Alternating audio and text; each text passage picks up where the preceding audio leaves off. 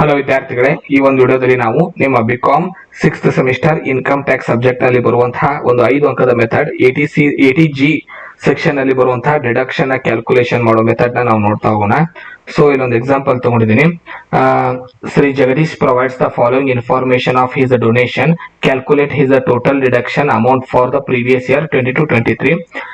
So details ಏನೇನು ಕೊಟ್ಟಿದ್ದಾರೆ: national defence fund, national foundation for communal harmony, national blood transfusion council, Karnataka university, district literacy programme, Indira Gandhi memorial trust, medical premium, contribution to provident fund, spent for medical treatment, donation to corporate of minority community.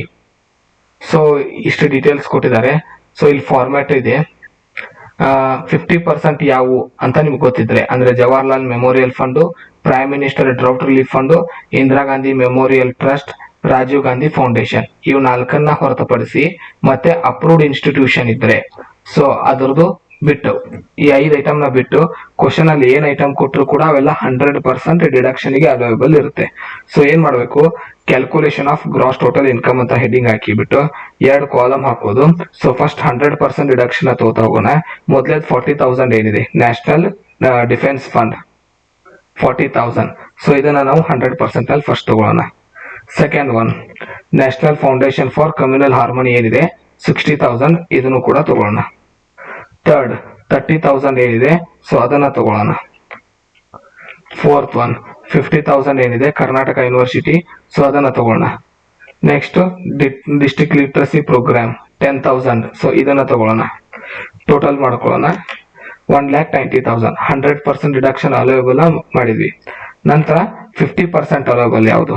So Indira Gandhi, ನಾನು already format ಮೇಲೆ ತೋರಿಸಿದೀನಿ. Indira Gandhi memorial trust 20,000 rupees ಇದೆ. So 20,000 rupees ತಗೊಳ್ಳೋಣ. ಆದ್ರೆ 50% ಮಾಡ್ಬೇಕಲ್ಲ, ಅದಕ್ಕೆ ಅದು 10,000 ಆಗುತ್ತೆ. Half of the given amount. So half ಮಾಡ್ಕೊಡಿದೀವಿ. ನೆಕ್ಸ್ಟ್ ಟೋಟಲ್ ಮಾಡ್ಕೊಂಡಾಗ ಈಗ 2 lakh ಆಯ್ತು. ಈಗ donation to approved institution, so ಅದ್ರಲ್ಲಿ ಏನಿದೆ, ಕಾರ್ಪೊರೇಷನ್ ಆಫ್ ಮೈನಾರಿಟಿ ಕಮ್ಯುನಿಟಿ ಅಂತ ಇದೆ. ಸೊ ಇದು ಅಪ್ರೂವ್ಡ್ ಇನ್ಸ್ಟಿಟ್ಯೂಷನ್ ಆಗಿರೋದ್ರಿಂದ ಎಷ್ಟು ಅಮೌಂಟ್ ಕೊಟ್ಟಿದ್ದಾರೆ ಅಂದ್ರೆ ಕ್ವಶನ್ ಅಲ್ಲಿ 25,000 ಕೊಟ್ಟಿದ್ದಾರೆ. ಓಕೆ, ಇದನ್ನ ಯಾಕೆ ತಗೋತಾ ಇಲ್ಲ ಅಂತಂದ್ರೆ ಕ್ವಶನ್ ಅಲ್ಲಿ ಏನಾದ್ರು ಪೇಡ್ ಅಮೌಂಟ್ ಇದೆ. ಫಂಡ್ಸ್ ಅಂದ್ರೆ ಪ್ರಾವಿಡೆಂಟ್ ಫಂಡ್ ಬಂದಿದೆ ನೋಡಿ ಇಲ್ಲಿ. ಸೊ ಪ್ರಾವಿಡೆಂಟ್ ಫಂಡ್ ನಮ್ಮಿಂದ ಪೇ ಆಗುವಂತ ಅಮೌಂಟ್ ಪ್ಲಸ್ ಸ್ಪೆಂಟ್ ಅಂತ ಇದೆ. ಸೊ ಸ್ಪೆಂಟ್ ಪೇಡ್ ಖರ್ಚು ಮಾಡಿದ ಅಮೌಂಟ್ ನಾವು ಕಂಡುಹಿಡಿತಾ ಇಲ್ಲ. ಸೊ ಬಂದಿರುವಂತ ಇನ್ಕಮ್ ನಾವು ಕ್ಯಾಲ್ಕುಲೇಷನ್ ಮಾಡ್ತಾ ಇರೋದ್ರಿಂದ ಇವೆರಡು ಟ್ರಾನ್ಸಾಕ್ಷನ್ ನಾವು ತಗೊಳ್ಳೋದಿಲ್ಲ. 25,000 donation corporate of minority community ಅಂತ ಇದೆ. ಸೊ ಮೈನಾರಿಟಿ ಶಬ್ದ ನೆನ್ಪಿಟ್ಕೊಳ್ಳಿ. 25,000 ಆಕ್ಚುಯಲ್ ಅಮೌಂಟ್ ಫಸ್ಟ್ ಬರ್ಕೋತೀವಿ. ಮತ್ತೆ ಕ್ವಶನ್ ಅಲ್ಲಿ ಕೊಟ್ಟಿರುವಂತ ಲಾಸ್ಟ್ ಲೈನ್ ಅಲ್ಲಿ ನೋಡಿ, ಎಟಿಜಿ ಪ್ರಕಾರ ಟೋಟಲ್ ಇನ್ಕಮ್ 6,50,000 ಇದೆ. ಅದ್ರ ಮೇಲೆ 10% ಮಾಡ್ಕೊಂತೀವಿ, 65,000 ಆಯ್ತು. ಎರಡನ್ನು ಕಂಪೇರ್ ಮಾಡ್ಕೋತೀವಿ. 25 ನ 65 ನ ಮಿನಿಮಮ್ ಅಮೌಂಟ್ 25 ಇದೆ. ಅದ್ರ ಮೇಲೆ 50% ಕ್ವಾಲಿಫೈಯಿಂಗ್ ಅಮೌಂಟ್ ಕಂಡುಹಿಡಿತೀವಿ, 12,500 ಟೋಟಲ್ ಮಾಡ್ತೀವಿ. ನೀವು ನೆನ್ಪಿಟ್ಕೋಬೇಕಾಗಿರೋದು, ಈ 50% ಮಾಡ್ಬೇಕಾಗಿರೋ ಈ 4 ಐಟಮ್ ನ ಹಾಗೂ ಕ್ಯಾಲ್ಕುಲೇಷನ್, ಇದೊಂದು ಮೆಥಡ್ ಇದೆ ಕ್ಯಾಲ್ಕುಲೇಷನ್. ಅಂದ್ರೆ ಅಪ್ರೂವ್ಡ್ ಇನ್ಸ್ಟಿಟ್ಯೂಷನ್ ಅಂದ್ರೆ ಮೈನಾರಿಟಿ ಅಂತ ಬಂದ್ರೆ ಅದು ಅಪ್ರೂವ್ಡ್ ಇನ್ಸ್ಟಿಟ್ಯೂಷನ್.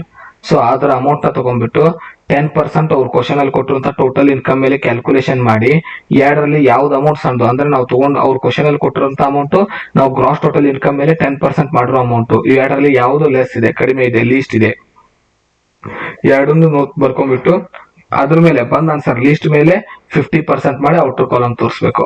ಸೊ ಈ ರೀತಿಯಾಗಿ ಕ್ಯಾಲ್ಕುಲೇಷನ್ ಮಾಡೋದಿರುತ್ತೆ.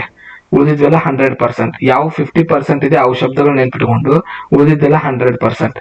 ಇನ್ನು ಕ್ವಶನ್ ಅಲ್ಲಿರೋ ಅಮೌಂಟೇ ತಗೊಳ್ಳೋದಿಲ್ಲ. ಅವು ಯಾವ್ದಂದ್ರೆ ಪೇಡ್ ಅಂತ ಇದ್ರೆ, ಸ್ಪೆಂಟ್ ಅಂತ ಇದ್ರೆ, ಬ್ರೌಟ್ ಅಂತ ಇದ್ರೆ, ಸೊ ಇವನ್ನ ಬಿಟ್ಟು ಉಳಿದಿದ್ವೆಲ್ಲ ತಗೋತೀವಿ.